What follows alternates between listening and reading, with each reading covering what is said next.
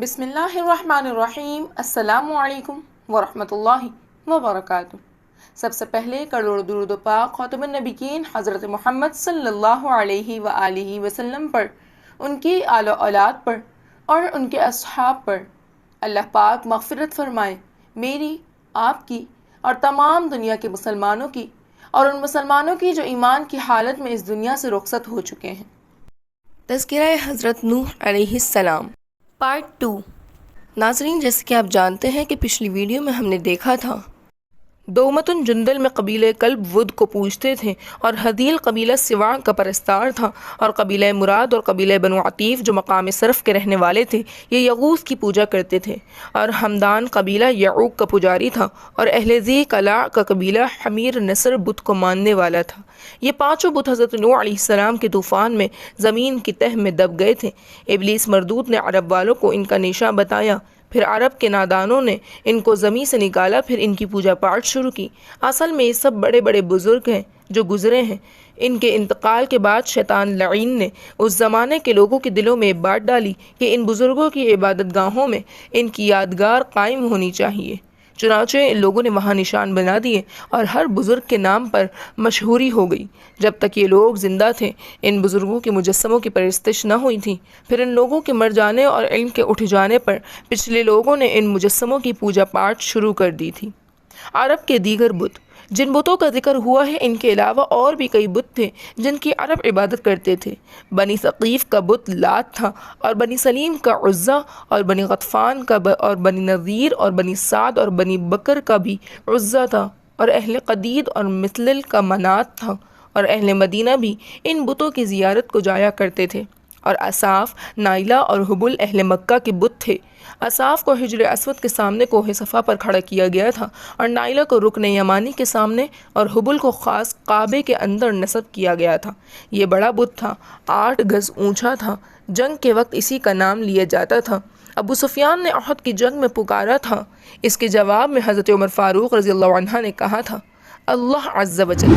حضرت نوح علیہ السلام کی قوم پر جب طوفان آیا، اس کے بعد یہ 5 بڑے بت شیطان کے دکھانے پر ریت سے لوگوں نے نکالے اور پھر ان کی پوجا پاٹ شروع کر دی۔ وہ یہ ہیں ود، سواع، یغوث، یعوق اور نصر۔ حضرت نوح علیہ السلام کا بد دعا کرنا۔ جب حضرت نوح علیہ السلام لوگوں کی ہدایت سے نا امید ہو گئے، اور پروردگار عالم نے بھی وحی کے ذریعے اطلاع دے دی کہ اب ان میں کوئی ایمان نہ لائے گا، پھر حضرت نوح علیہ السلام نے بھی بد دعا کے لیے ہاتھ اٹھائے، جیسا کہ فرمان باری تعالی ہے، اور کہا نوح علیہ السلام نے، اے میرے پروردگار، اس زمین پر کسی کافر کے بسنے کی جگہ نہ چھوڑ۔ اگر تو ان کو زندہ چھوڑے گا تو یہ تیرے بندوں کو گمراہ کرتے رہیں گے، اور ان کی اولاد کا سلسلہ بھی گمراہی پر قائم رہے گا۔ پھر حضرت نوح علیہ السلام نے دعا فرمائی، رب اغفر لی ولوالدی ولمن دخل بیتی مؤمنا وللمؤمنین والمؤمنات۔ سورہ نوح۔ اے میرے پروردگار، مجھ کو اور میرے ماں باپ کو بخش دے، اور اس کو بھی جو مومن ہو کر میرے گھر میں داخل ہوا ہے، اور مومن مرد اور مومن عورتوں کو بخش دے۔ حضرت نوح علیہ السلام کی کشتی۔ پروردگار عالم جل جلالہ نے حضرت نوح علیہ السلام کی دعا کو قبول فرمایا اور کشتی بنانے کا حکم دیا۔ چنانچہ ارشاد ہے، اے نوح علیہ السلام، تو ہماری حفاظت میں ہماری وحی کے مطابق کشتی تیار کر، اور اب مجھ سے ان کے متعلق کچھ نہ کہنا جو ظالم ہے، بلا شک یہ غرق ہونے والے ہیں۔ تفسیر ابن جریر اور ابن ابی حاتم میں ہے کہ حضرت نوح علیہ السلام نے ایک درخت بویا جو 100 سال تک بڑھتا رہا، پھر اس کو کاٹ کر تختے بنائے، پھر کشتی بنانی شروع کی تو لوگ مذاق اڑاتے کہ اس خشکی میں کشتی کی کیا ضرورت ہے اور کیسے چلے گی۔ حضرت نوح علیہ السلام نے جواب دیا کہ عنقریب تم دیکھ لو گے۔ اور بعض سلف کہتے ہیں کہ حضرت نوح علیہ السلام کو پروردگار جل جلالہ کا حکم ہوا کہ لکڑیاں کاٹ کر تختے بناؤ، پھر کشتی بناؤ۔ 1 سال میں کشتی تیار ہوئی، پھر مکمل تیاری میں 100 سال اور لگ گئے۔ کشتی کا طول 80 ہاتھ تھا اور عرض 50 ہاتھ، پھر اندر باہر سے روغن کیا گیا۔ قتادہ رحمہ اللہ علیہ کا قول ہے کہ طول 1200 ہاتھ تھا اور عرض 600 ہاتھ، اور اندرونی اونچائی 30 ہاتھ تھی، اور اس کے 3 درجے تھے، ہر درجہ 10 ہاتھ اونچا تھا۔ سب سے نیچے درجے کے میں چوپائے اور جنگلی جانور سوار کیے، اور درمیانی حصے میں انسان اور اوپر کے حصے میں پرندے تھے، اور دروازہ چوڑائی میں لگا ہوا تھا، اور کشتی اوپر سے بالکل بند تھی۔ کشتی میں ہر چیز کا جوڑا جوڑا سوار کیا گیا تھا۔ ابلتا ہوا تنور۔ ارشاد باری تعالی ہے، یہاں تک کہ ہمارا حکم آ پہنچا اور تنور ابلنے لگا، ہم نے فرما دیا کہ اس کشتی میں ہر قسم کا جوڑا جوڑا سوار کرو اور اپنے گھر کے لوگوں کو سوائے ان کے جن پر پہلے سے بات ہو چکی ہے اور تھوڑے ہی لوگ ان پر ایمان لائے تھے۔ تنور تو آگ کی جگہ ہے، لیکن پانی کی ایسی کثرت تھی کہ تنور سے بھی پانی ابلنے لگا۔ حضرت مجاہد رحمہ اللہ علیہ اور حضرت شعبی رحمہ اللہ علیہ فرماتے ہیں کہ یہ تنور کوفے میں تھا، بلکہ دنیا بھر کے چشمے ابلنے لگے، کوئی جگہ بھی باقی نہ رہی تھی۔ نباتات وغیرہ کے بیج بھی کشتی میں رکھے گئے تھے۔ کشتی میں سب سے پہلے پرندوں میں سے درہ سوار ہوا تھا، اور سب سے آخر میں جب گدھا سوار ہونے لگا تو ابلیس لعین گدھے کی دم کے ساتھ لٹک گیا۔ گدھے کے 2 اگلے پاؤں کشتی میں پہنچ گئے اور پچھلا دھڑ ابلیس کے بوجھ سے بوجھل ہو گیا، اٹھا نہ سکا۔ ادھر حضرت نوح علیہ السلام جلدی کر رہے تھے۔ آخر حضرت نوح علیہ السلام نے فرمایا، آ جا، اگرچہ تیرے ساتھ شیطان بھی ہو۔ تب گدھا اور شیطان دونوں چڑھ گئے۔ شیر پر بخار ڈالنا۔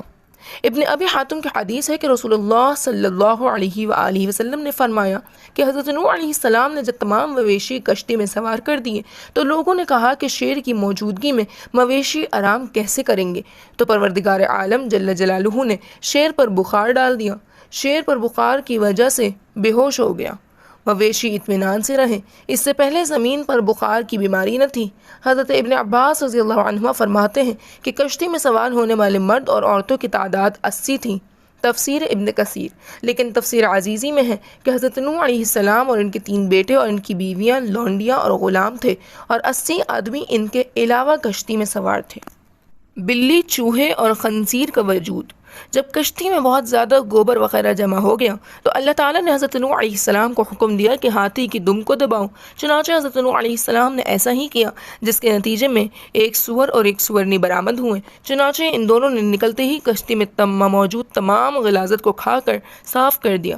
اسی طرح جب چوہا کشتی کے کنارے پر آ کر اس کے لنگر کی رسیوں کو کاٹنے لگا تو حق تعالیٰ نے حضرت نوح علیہ السلام کو حکم دیا کہ شیر کی دونوں آنکھیں کے درمیان چوٹ مارے۔ حضرت نوح علیہ السلام نے ایسا ہی کیا، جس سے ایک بلہ اور ایک بلی نکلی، اور ان دونوں نے چوہے پر حملہ کر کے رسی کاٹنے سے باز رکھا۔ کشتی کا تیرنا اور ٹھہرنا۔ حضرت نوح علیہ السلام نے حکم دیا کہ سب کشتی میں بیٹھ جاؤ، جیسا کہ فرمان ہے۔ نوح علیہ السلام نے فرمایا، کشتی میں سوار ہو جاؤ، اللہ ہی کے نام سے اس کا چلنا اور ٹھہرنا ہے، بے شک میرا پروردگار بخشش کرنے والا مہربان ہے۔ اس کشتی کا تیرنا بھی خدا کے نام کی برکت سے ہے اور ٹھہرنا بھی خدا کے نام کی برکت سے ہے۔ کنعان بن نوح کا غرق ہونا۔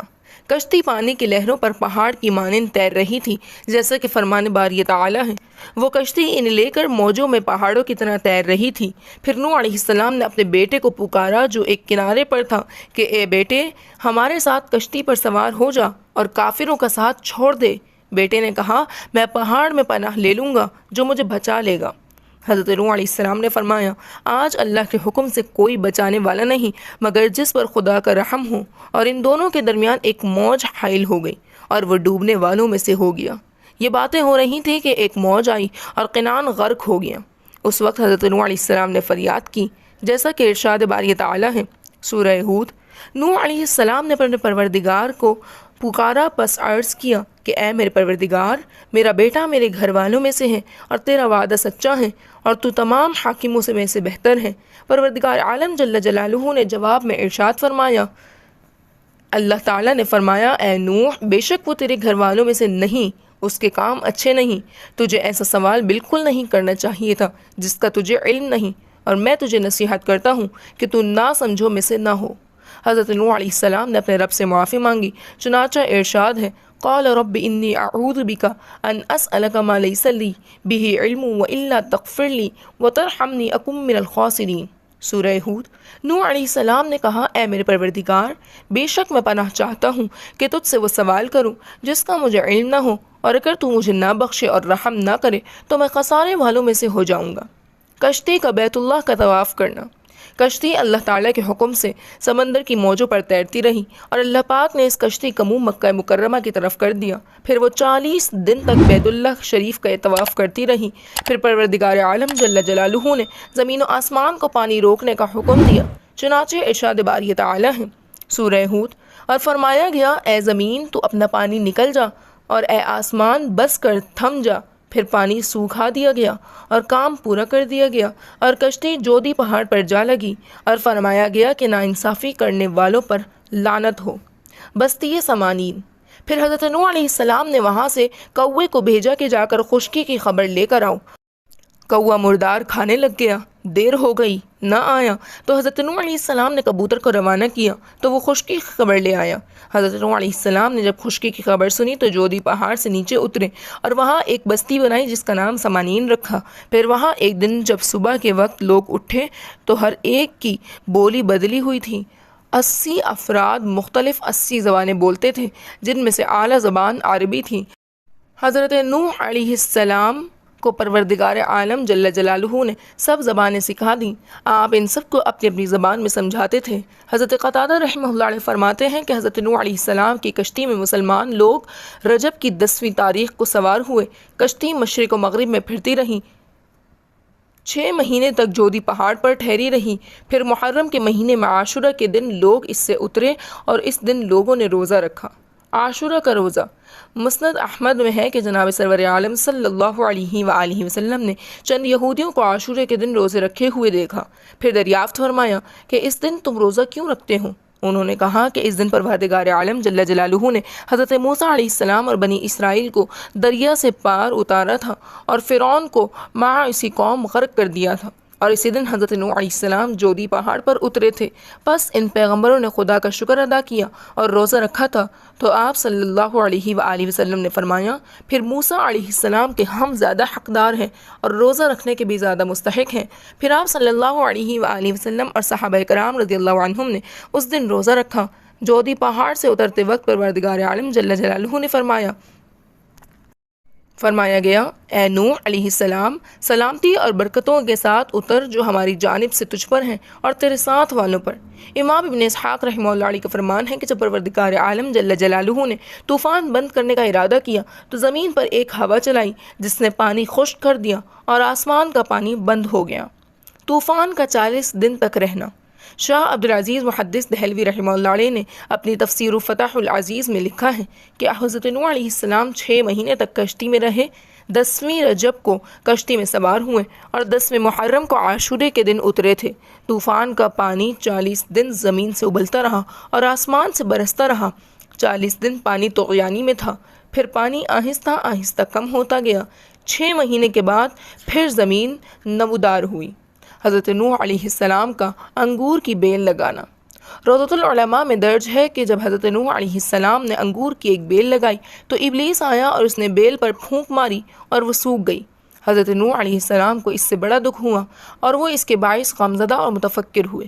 ابلیس ان کے پاس آیا اور ان سے اس افسردگی کا سبب پوچھا۔ حضرت نوح علیہ السلام نے اسے صورتحال بتا دی تو ابلیس نے ان سے کہا کہ اے اللہ کے نبی، اگر آپ اس انگور کی بیل کو سرسبز کرنا چاہیں تو مجھے 7 چیزوں کی بھیٹ چڑھانے کی اجازت دیں۔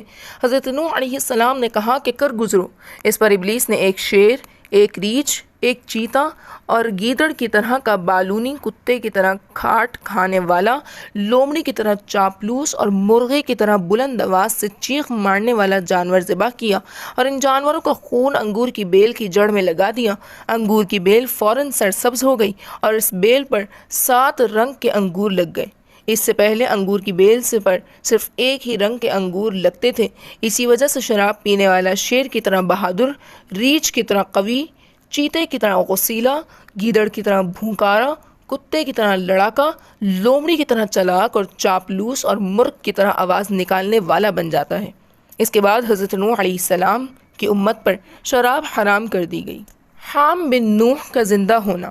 ابن حریر رحمہ اللہ علیہ نے حضرت ابن عباس رضی اللہ عنہما سے ذکر کیا کہ حواریوں نے حضرت عیسیٰ علیہ السلام سے درخواست کی کہ آپ علیہ السلام خدا سے دعا کریں کہ پروردگار عالم ایسا کوئی مردہ زندہ فرمائے کہ جس نے کشتی نوح دیکھی ہو کہ ہم اس سے کشتی کے بارے میں معلومات حاصل کریں۔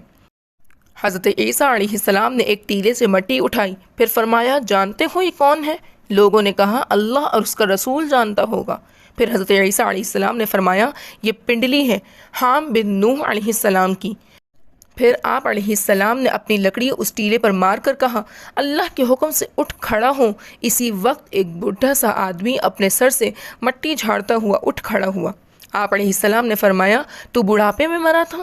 اس نے جواب دیا میں جوان مرا تھا، لیکن اب دل میں ایک ڈر پیدا ہو گیا کہ قیامت قائم ہو گئی، اس ڈر نے بوڑھا کر دیا۔ آپ علیہ السلام نے فرمایا تو نے کشتی نوح دیکھی تھی؟ اس نے کہا ہاں دیکھی تھی۔ فرمایا اس بارے میں بیان کر۔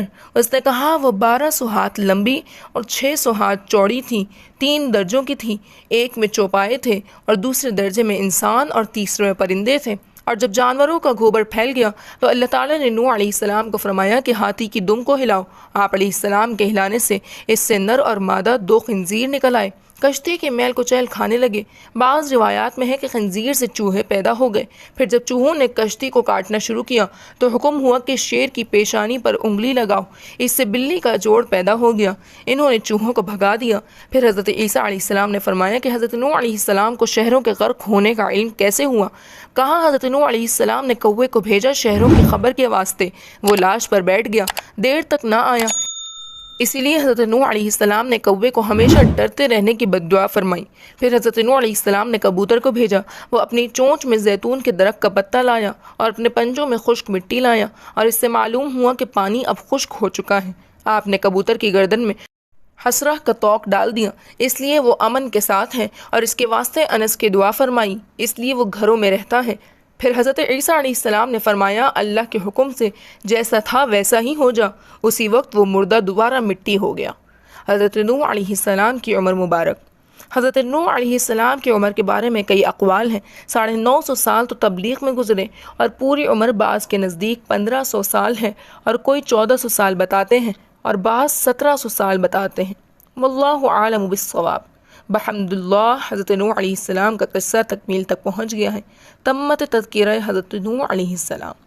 جی سامعین، امید ہے کہ آپ کو یہ ویڈیو پسند آئی ہوگی، لہٰذا اس ویڈیو کو لائک کریں، شیئر کریں، اور ہمارے چینل کو سبسکرائب کرنا نہ بھولیں تاکہ اسی طرح کے مزید ویڈیوز کا نوٹیفیکیشن سب سے پہلے آپ تک پہنچ سکے۔ شکریہ۔